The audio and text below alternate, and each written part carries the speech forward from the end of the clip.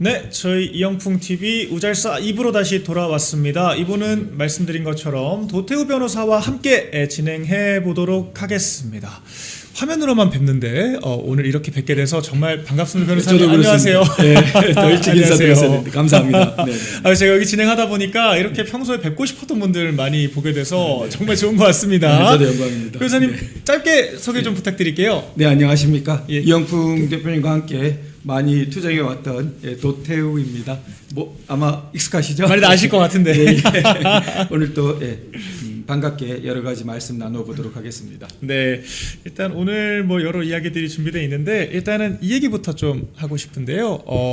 한동훈 씨 얘기 사실 저는 이렇게 많이 할 이유가 있나 싶기는 한데 우리 또 변호사님이 지난 총선 때부터 경험하신 것들이 있으니까 좀 새로운 이야기 해주실 수 있을 것 같아요. 일단은 국갑에 무공천을 해야 된다라고 하고 주장을 하는 좀 정당 정치의 원칙을 깨는 주장들이 난무하고 있는데 어떻게 평가를 하시나요? 네, 저는 한동훈 지금 전 대표 문제는 개인의 문제라기보다는 어떤 흐름이 있다고 생각됩니다.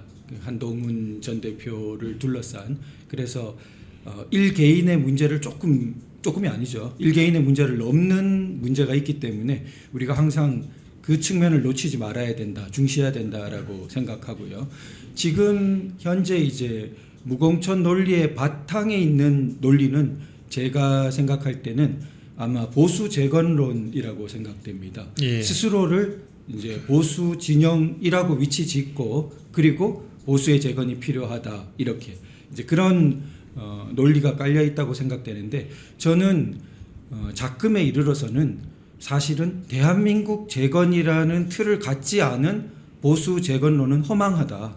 그래서 우리 대한민국 재건이라는 관점에서 봐야 되고 대한민국 재건이라는 담론이 지금 문제가 된다고 하게 된 이유가 바로 보수정당의 위기가 크게 거기에 작용했던 거죠. 네. 그리고 그러한 보수정당의 위기에 큰 원인을 제공했던 것이 바로 한동훈 전 대표라고 했죠. 네. 그러니까 한동훈 씨가 보수 진영의 위기를 불러온 장본인인데 대한민국의 위기를 대한민국 나아가서 네.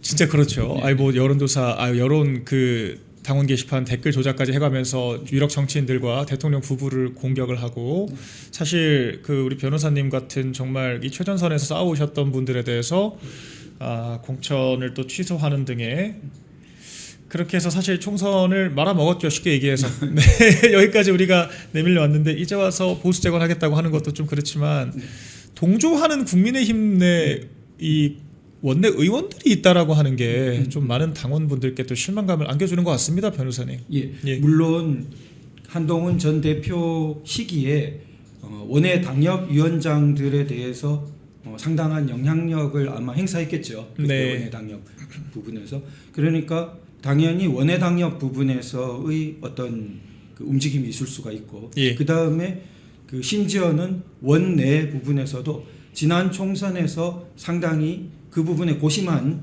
우리가 뭐 흔적을 많이 보지 않습니까? 전 네. 대표가 본인의 어떤 그런 정치 세력을 위해서 고심한 듯한 그런 네. 흔적을 많이 보는데 그러니까 그 원내에서도 당연히 목소리가 좀 있을 수 있는데 문제는 우리가 그 원칙으로 돌아가 볼 때 직시해야 되는 것은 저는 국민의힘 내에 사실은 두 흐름이 있다고 생각됩니다. 예. 네, 그것이 우리 보수 진영의 위기만이 아니고 사실은 우리나라의 위기를 가져오고 있는 큰 이유라고 생각되는데요. 네. 그 두 흐름은 간단히 말해서 우리 보수 정당은 애초에 대한민국 건국부터 건국 원리를 정통으로 계승한 라인이 있고 그게 본류죠. 그렇죠. 그럴 수밖에 없죠. 그렇죠. 보수 정당이니까.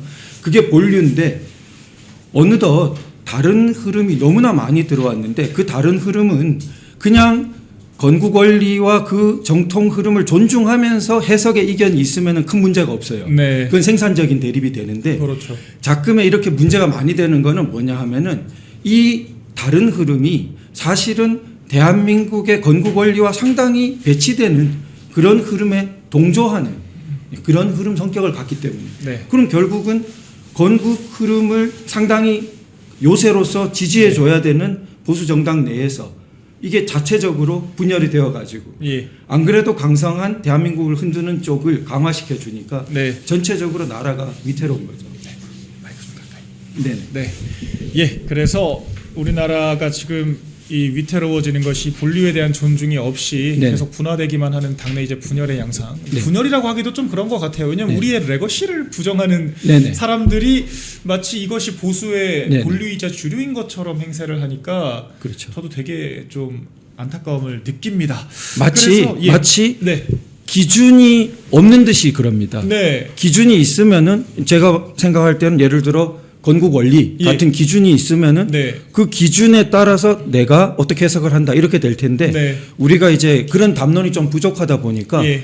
그냥 보수라고 내세우면 또 반민주당적인 스탠스를 취하면 네. 그게 보수가 되는 거로. 그러니까요. 예. 그건 아니죠. 그러니까 기득권 지키기 그리고 약간 네. 통합이라고 하는 명목에 저는 네네. 좀 짬통을 만들고 있다 네네. 그런 생각도 들어요. 왜냐하면 자기 부정을 하잖아요. 네네. 우리의 건국의 역사를 부정하고 그렇죠. 산업화의 역사를 부정하고 좌파가 만들어낸 헤게모니를 추종하는 네네. 저는 그런 것들이 많이 안타깝고 지금도 사과 사퇴 뭐 이런 자기 부정의 정치가 계속되고 있는 것 같아서 네네. 안타까운데 한동훈 씨도 좀 자기 부정하는 것 같아요. 왜냐면은 본인이 당대표일 때는 네. 무소속 출마에 대해서 용인할 수 없다. 네. 복당 절대로 받지 않겠다. 네네. 돕는 행위들도 당연히 일체 용인되지 않고 네. 뭐 그게 엄밀하게는 원칙은 맞죠. 근데 이제 와서는 자기가 무소속으로 나간다고 하면서 네. 원칙을 깨라라고 지금 측근들이 주장을 하고 있는 건데 네.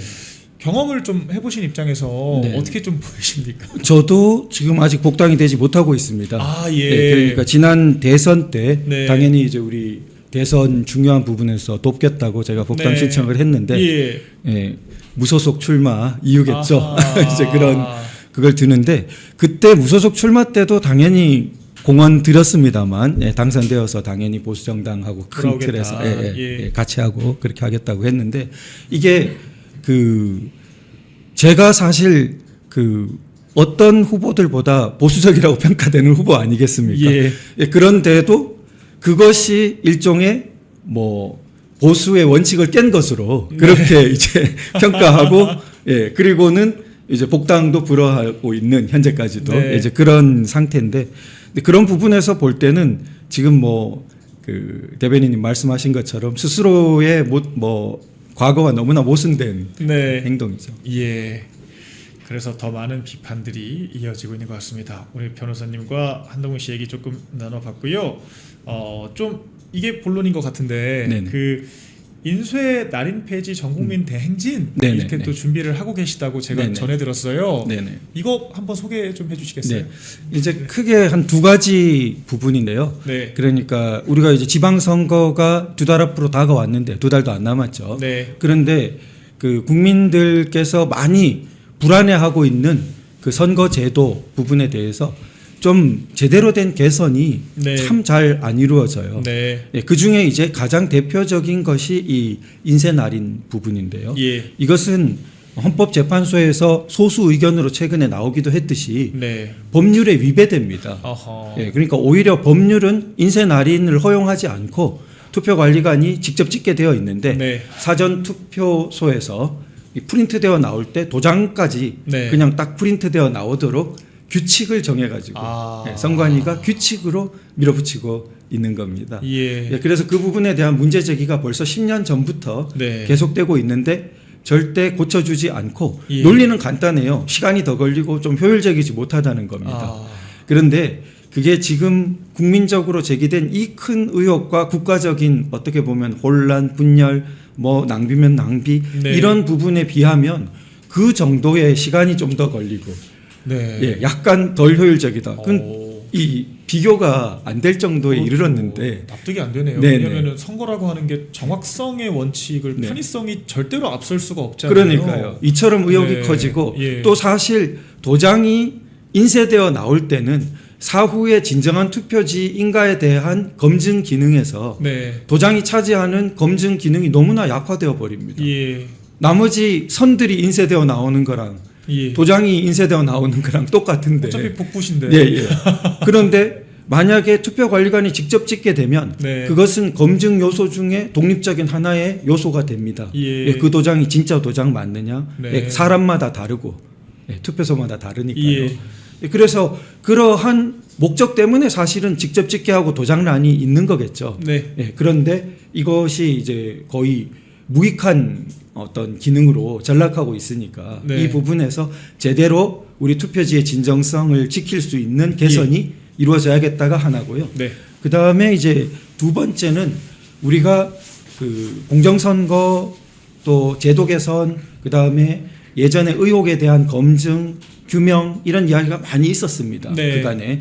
그런데 요번에 좀 특이한 것은 제가 그 건국 기념사에서 그 누구나 다 똑같이 투표할 권리라는 것을 좀 찾게 됐습니다. 네. 네, 그러니까 이게 우리가 그 단지 국민 주권을 위해서 뭐 보통 선거권을 위해서 그냥 선거의 공정을 위해서 정도가 아니라 우리 건국 권리는 누구나 다 똑같이 투표할 권리 그러니까 1인 1표 1가를 딱 건국 권리로 선언한 거죠. 네. 그런데 대법원 논리는 그렇지가 않아요. 예. 뭐냐하면 당락을 좌우할 만한 당락을 뒤집을 만한 부정표만 문제가 되고 네. 한 표, 수백 표 심지어 그거 우리는 크게 문제 삼지 않겠다는 입장이 판결문에 네. 나타나 있습니다. 예. 네, 그래서 그 부분을 우리가 좀 극복해야겠다. 네. 그런 부분이 또 깔려 있습니다. 예, 좀 일정 뭐 나와 있기는 한데 저게 이 광화문 종로 4가 서울시 선관위까지 네. 네네. 행진 루트가 저렇게 네네. 된다는 거고 네.